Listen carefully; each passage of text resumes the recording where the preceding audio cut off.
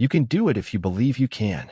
Before approaching the fundamental principles upon which this lesson is founded, it will be of benefit to you to keep in mind the fact that it is practical, that it brings you the discoveries of more than 25 years of research, that it has the approval of the leading scientific men and women of the world who have tested every principle involved.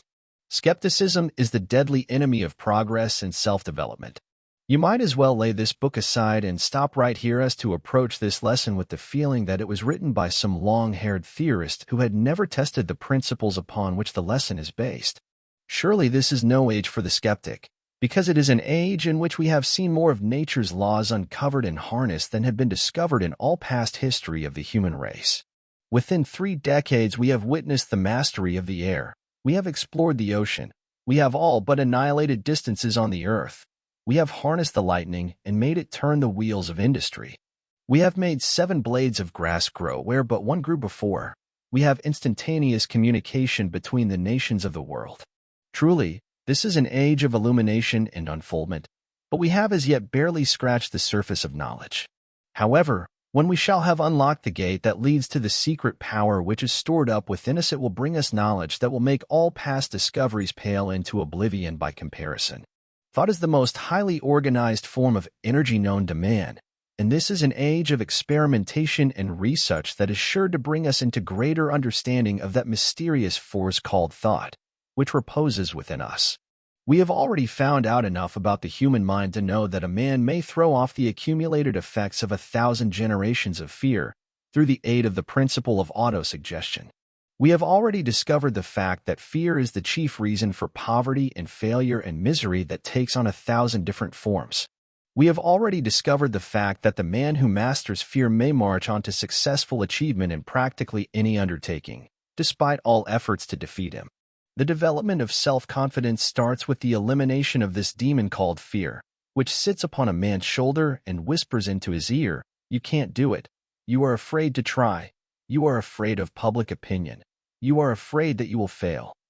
You are afraid you have not the ability." This fear demon is getting into close quarters. Science has found a deadly weapon with which to put it to flight, and this lesson on self-confidence has brought you this weapon for use in your battle with the world-old enemy of progress, fear. The 6 basic fears of mankind. Every person falls heir to the influence of 6 basic fears. Under these 6 fears may be listed the lesser fears. The 6 basic or major fears are here enumerated, and the sources from which they are believed to have grown are described. The 6 basic fears are: the fear of poverty, the fear of old age, the fear of criticism, the fear of loss of love of someone, the fear of health, the fear of death. Study the list, then take inventory of your own fears and ascertain under which of the 6 headings you can classify them. Every human being who has reached the age of understanding is bound down, to some extent, by one or more of these 6 basic fears. As the first step in the elimination of these 6 evils, let us examine the sources from whence we inherited them. Physical and social heredity. All that man is, both physically and mentally, he came by through 2 forms of heredity. One is known as physical heredity and the other is called social heredity. Through the law of physical heredity, man has slowly evolved from the amoeba, a single-cell animal form, through stages of development corresponding to all the known animal forms now on this earth, including those which are known to have existed but which are now extinct. Every generation through which man has passed has added to his nature something of the traits, habits, and physical appearance of that generation. Man's physical inheritance, therefore, is a heterogeneous collection of many habits and physical forms. There seems little, if any, doubt that while the 6 basic fears of man could not have been inherited through physical heredity, these 6 basic fears being mental states of mind and therefore not capable of transmission through physical heredity, it is obvious that through physical heredity a most favorable lodging place for these 6 fears has been provided. For example, it is a well-known fact that the whole process of physical evolution is based upon death, destruction, pain, and cruelty, that the elements of the soil of the earth find transportation in their upward climb through evolution, based upon the death of one form of life in order that another and higher form may subsist. All vegetation lives by eating the elements of the soil and the elements of the air. All forms of animal life live by eating some other and weaker form, or some form of vegetation. The cells of all vegetation have a very high order of intelligence. The cells of all animal life likewise have a very high order of intelligence. Undoubtedly, the animal cells of a fish have learned, out of bitter experience, that the group of animal cells known as a fishhawk are to be greatly feared, by reason of the fact that many animal forms, including that of most men, live by eating the smaller and weaker animals, the cell intelligence of these animals which enter into and become a part of man brings with it the fear growing out of their experience in having been eaten alive. This theory may seem to be far-fetched, and in fact it may not be true, but it is at least a logical theory if it is nothing more. The author makes no particular point of this theory, nor does he insist that it accounts for any of the 6 basic fears. There is another, and a much better explanation of the source of these fears, which we will proceed to examine, beginning with a description of social heredity.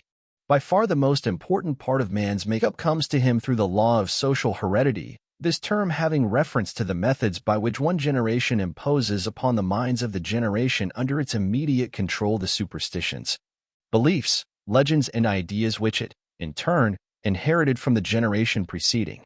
The term social heredity should be understood to mean any and all sources through which a person acquires knowledge, such as schooling of religious and all other natures, reading, word-of-mouth conversation, storytelling, and all manner of thought inspiration coming from what is generally accepted as one's personal experiences.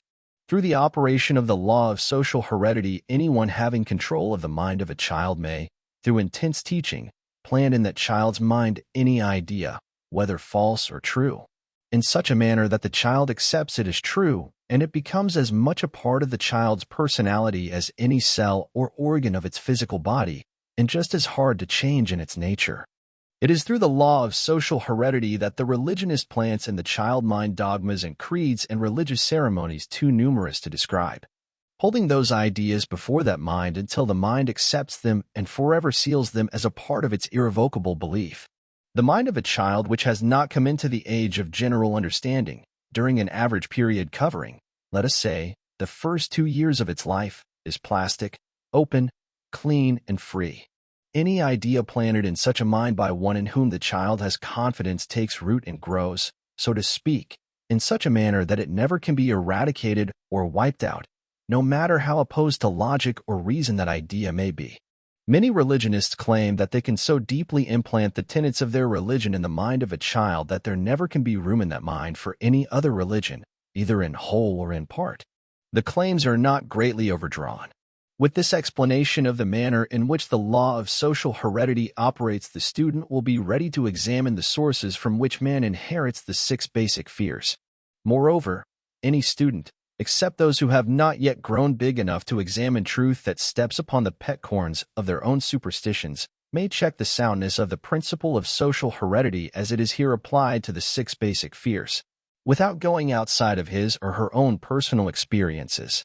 Fortunately, practically the entire mass of evidence submitted in this lesson is of such a nature that all who sincerely seek the truth may ascertain, for themselves, whether the evidence is sound or not.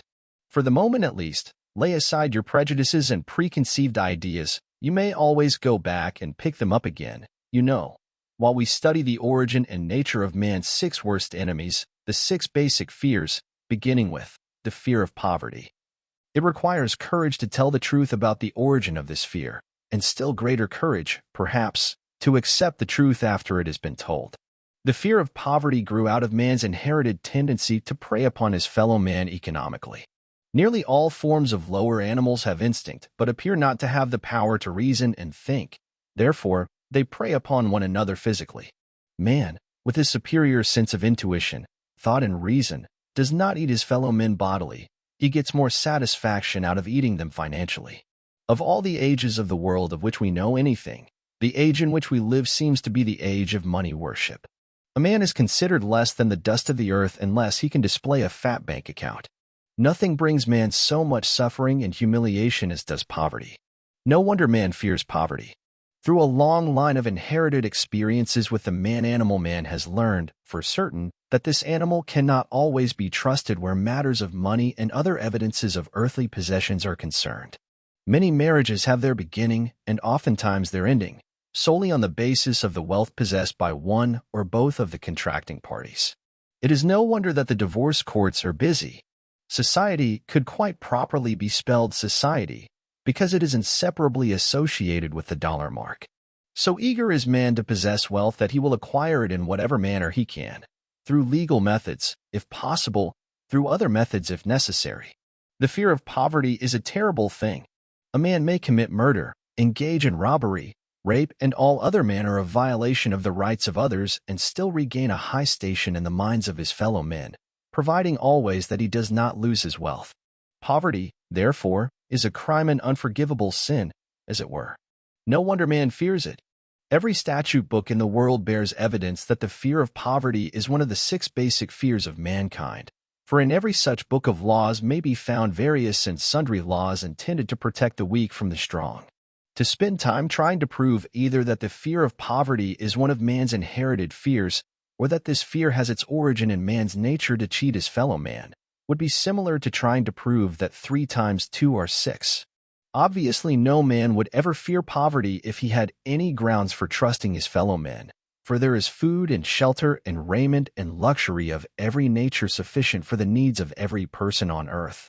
And all these blessings would be enjoyed by every person except for the swinish habit that man has of trying to push all the other swine out of the trough, even after he has all and more than he needs. The second of the 6 basic fears with which man is bound is the fear of old age. In the main, this fear grows out of 2 sources. First, the thought that old age may bring with it poverty. Secondly, and by far the most common source of origin, from false and cruel sectarian teachings which have been so well mixed with fire and brimstone and with purgatories and other bogies that human beings have learned to fear old age because it meant the approach of another, and possibly a much more horrible, world than this one which is known to be bad enough. And the basic fear of old age man has 2 very sound reasons for his apprehension, the one growing out of distrust of his fellow men who may seize whatever worldly goods he may possess, and the other arising from the terrible pictures of the world to come which were deeply planted in his mind, through the law of social heredity, long before he came into possession of that mind.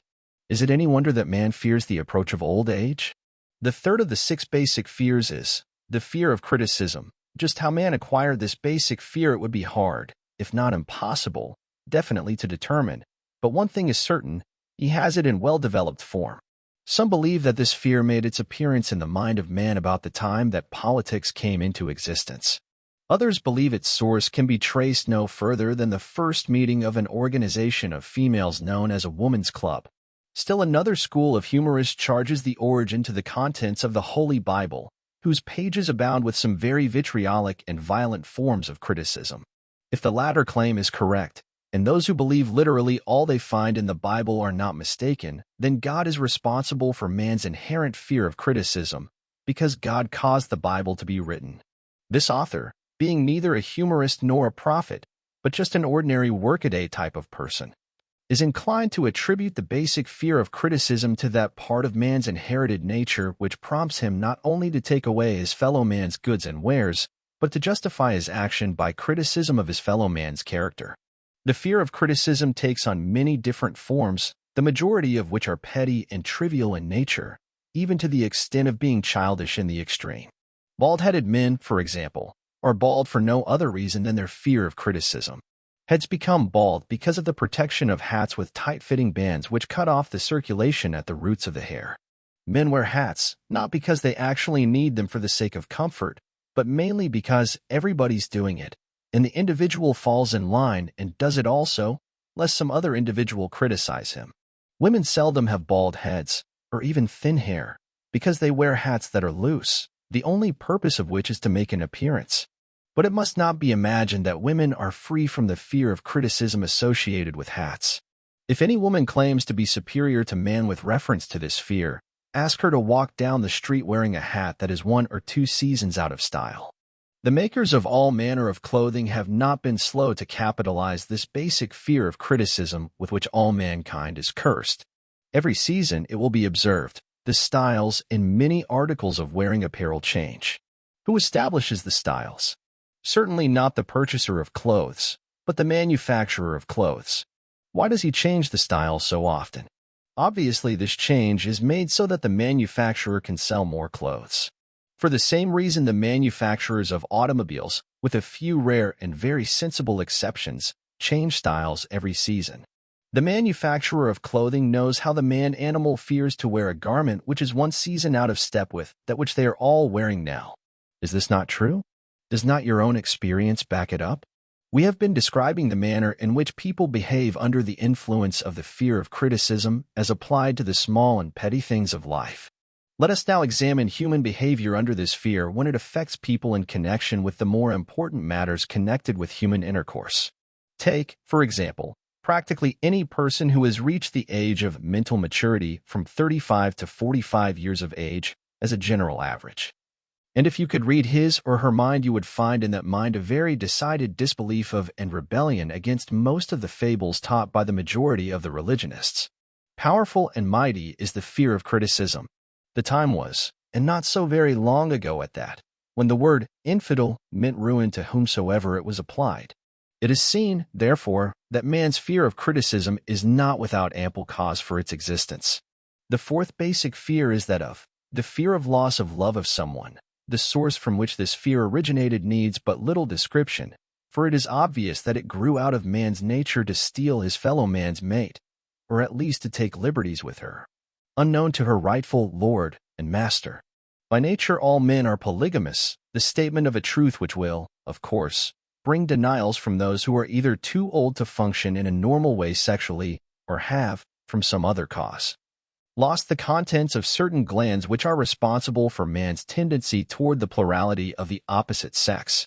There can be but little doubt that jealousy and all other similar forms of more or less mild dementia precox insanity grew out of man's inherited fear of the loss of love of someone. Of all the sane fools studied by this author, that represented by a man who has become jealous of some woman, or that of a woman who has become jealous of some man, is the oddest and strangest.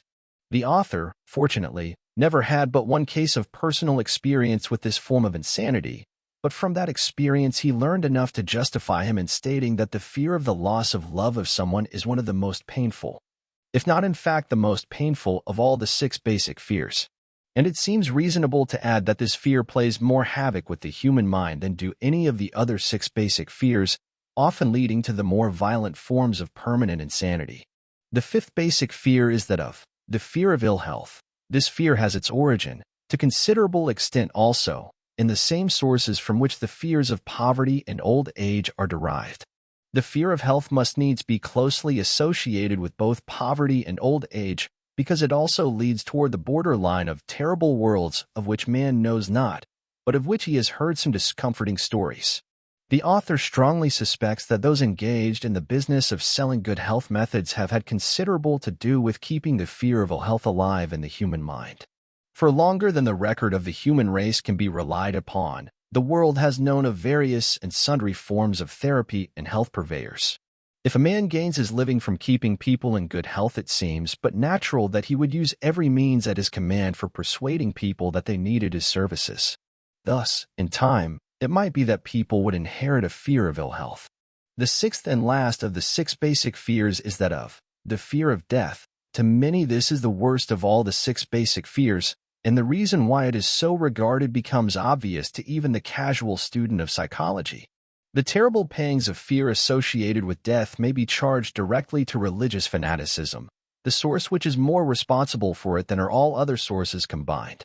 So-called heathen are not as much afraid of death as are the civilized, especially that portion of the civilized population which has come under the influence of theology.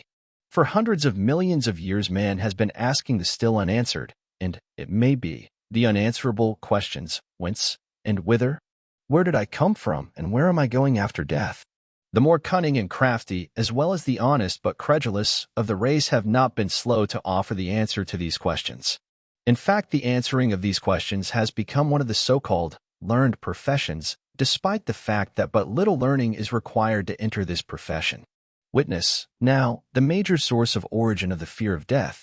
Come into my tent, embrace my faith, accept my dogmas, and pay my salary, and I will give you a ticket that will admit you straightway into heaven when you die, says the leader of one form of sectarianism. Remain out of my tent, says this same leader, and you will go direct to hell, where you will burn throughout eternity. While, in fact, the self-appointed leader may not be able to provide safe conduct into heaven nor, by lack of such provision, allow the unfortunate seeker after truth to descend into hell. The possibility of the latter seems so terrible that it lays hold of the mind and creates that fear of fears, the fear of death.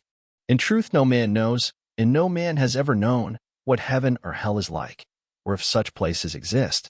And this very lack of definite knowledge opens the door of the human mind to the charlatan to enter and control that mind with a stock of legerdemain and various brands of trickery, deceit, and fraud. The truth is this, nothing less and nothing more, that no man knows nor has any man ever known where we come from at birth or where we go at death. Any person claiming otherwise is either deceiving himself or he is a conscious impostor who makes it a business to live without rendering service of value, through play upon the credulity of humanity. Be it said, in their behalf, however, the majority of those engaged in selling tickets into heaven actually believe not only that they know where heaven exists, but that their creeds and formulas will give safe passage to all who embrace them. This belief may be summed up in one word: credulity. Religious leaders, generally, make the broad, sweeping claim that the present civilization owes its existence to the work done by the churches. This author, as far as he is personally concerned, is willing to grant their claims to be correct, if, at the same time, he be permitted to add that even if this claim be true, the theologians haven't a great deal of which to brag. But it is not, cannot be, true that civilization has grown out of the efforts of the organized churches and creeds, if by the term civilization is meant the uncovering of the natural laws and the many inventions to which the world is the present heir. If the theologians wish to claim that part of civilization which has to do with man's conduct toward his fellow man, they are perfectly welcome to it, as far as this author is concerned. But, on the other hand, if they presume to gobble up the credit for all the scientific discovery of mankind, the author begs leave to offer vigorous protest. It is hardly sufficient to state that social heredity is the method through which man gathers all knowledge that reaches him through the five senses. It is more to the point to state how social heredity works, in as many different applications as will give the student a comprehensive understanding of that law. Let us begin with some of the lower forms of animal life and examine the manner in which they are affected by the law of social heredity. Shortly after, this author began to examine the major sources from which men gather the knowledge which makes them what they are. Some 30-odd years ago, he discovered the nest of a ruffed grouse. The nest was so located that the mother bird could be seen from a considerable distance when she was on the nest. With the aid of a pair of field glasses, the bird was closely watched until the young birds were hatched out. It happened that the regular daily observation was made but a few hours after the young birds came out of the shell. Desiring to know what would happen, the author approached the nest. The mother bird remained nearby until the intruder was within 10 or 12 feet of her. Then she disarranged her feathers, stretched one wing over her leg, and went hobbling away, making a pretense of being crippled. Being somewhat familiar with the tricks of mother birds, the author did not follow, but, instead, went to the nest to take a look at the little ones. Without the slightest signs of fear, they turned their eyes toward him, moving their heads first one way and then another. He reached down and picked one of them up. With no signs of fear, it stood in the palm of his hand. He laid the bird back in the nest and went away to a safe distance to give the mother bird a chance to return. The wait was short. Very soon she began cautiously to edge her way back toward the nest until she was within a few feet of it, when she spread her wings and ran as fast as she could, uttering, meanwhile, a series of sounds similar to those of a hen when she has found some morsel of food and wishes to call her brood to partake of it. She gathered the little birds around and continued to quiver in a highly excited manner, shaking her wings and ruffling her feathers. One could almost hear her words as she gave the little birds their first lesson in self-defense through the law of social heredity. You silly little creatures. Do you not know that men are your enemies? Shame on you for allowing that man to pick you up in his hands. It's a wonder he didn't carry you off and eat you alive. The next time you see a man approaching, make yourself scarce.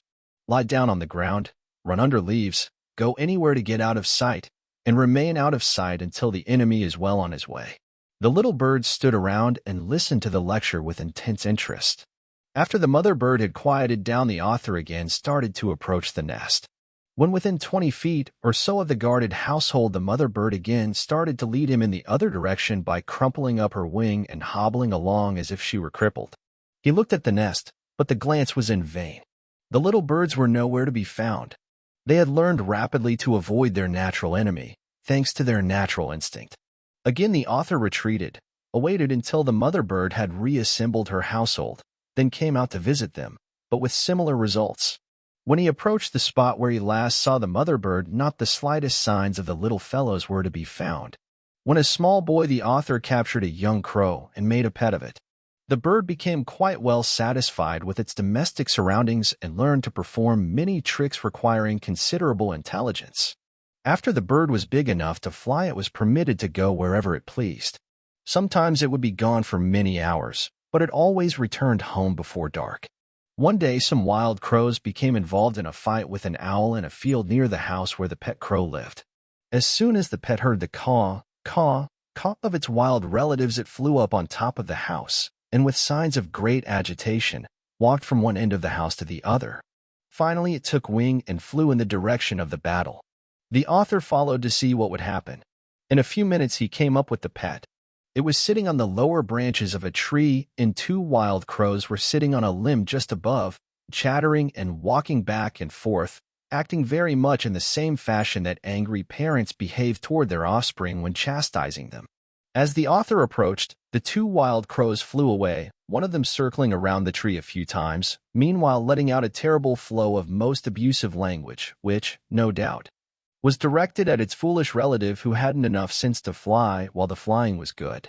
The pet was called, but it paid no attention. That evening it returned home, but would not come near the house. It sat on a high limb of an apple tree and talked in crow language for about 10 minutes, saying, no doubt, that it had decided to go back to the wild life of its fellows, then flew away and did not return until 2 days later, when it came back and did some more talking in crow language, keeping at a safe distance meanwhile.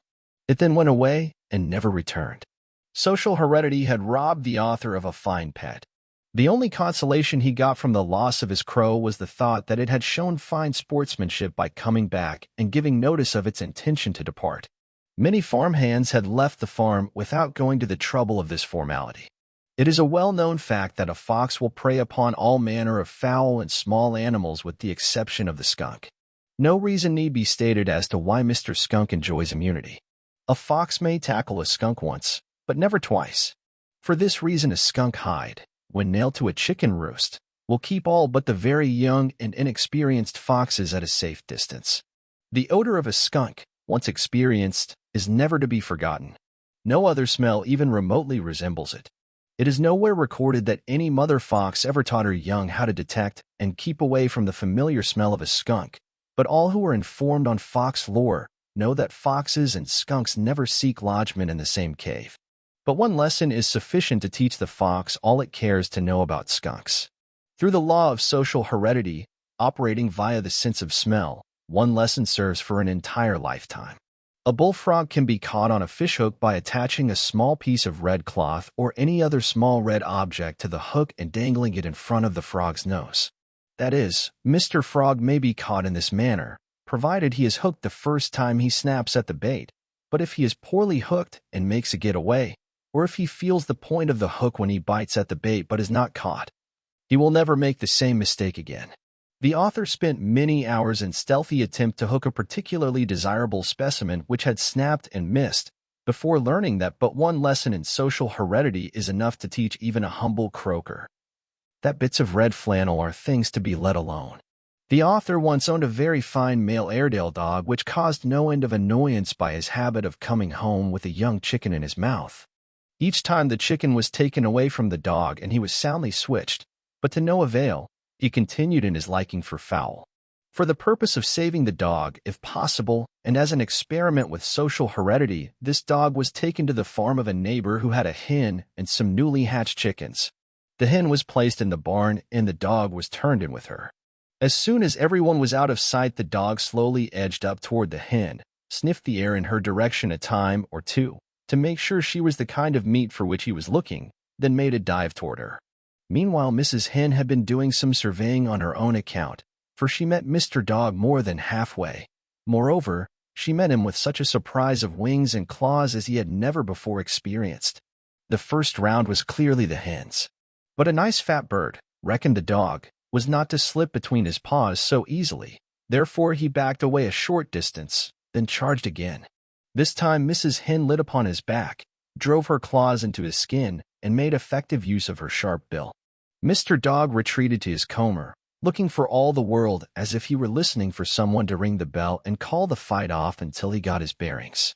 But Mrs. Hen craved no time for deliberation. She had her adversary on the run and showed that she knew the value of the offensive by keeping him on the run. One could almost understand her words as she flogged the poor Airedale from one corner to another, keeping up a series of rapid-fire sounds which for all the world resembled the remonstrations of an angry mother who had been called upon to defend her offspring from an attack by older boys. The Airedale was a poor soldier. After running around the barn from corner to corner for about 2 minutes, he spread himself on the ground as flat as he could and did his best to protect his eyes with his paws. Mrs. Hen seemed to be making a special attempt to peck out his eyes.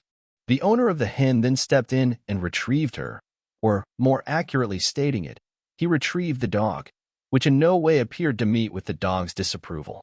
The next day a chicken was placed in the cellar where the dog slept. As soon as he saw the bird, he tucked his tail between his legs and ran for a corner. He never again attempted to catch a chicken. One lesson in social heredity, via the sense of touch, was sufficient to teach him that while chicken chasing may offer some enjoyment, it is also fraught with much hazard. All these illustrations, with the exception of the first, describe the process of gathering knowledge through direct experience. Observe the marked difference between knowledge gathered by direct experience and that which is gathered through the training of the young by the old, as in the case of the ruffed grouse and her young. The most impressive lessons are those learned by the young from the old, through highly colored or emotionalized methods of teaching. When the mother grouse spread her wings, stood her feathers on end, shook herself like a man suffering with the palsy, and chattered to her young in a highly excited manner, she planted the fear of man in their hearts in a manner which they were never to forget. The term social heredity is used in connection with this lesson, has particular reference to all methods through which a child is taught any idea, dogma, creed, religion, or system of ethical conduct, by its parents or those who may have authority over it, before reaching the age at which it may reason and reflect upon such teaching in its own way, estimating the age of such reasoning power at, let us say, 7 to 12 years.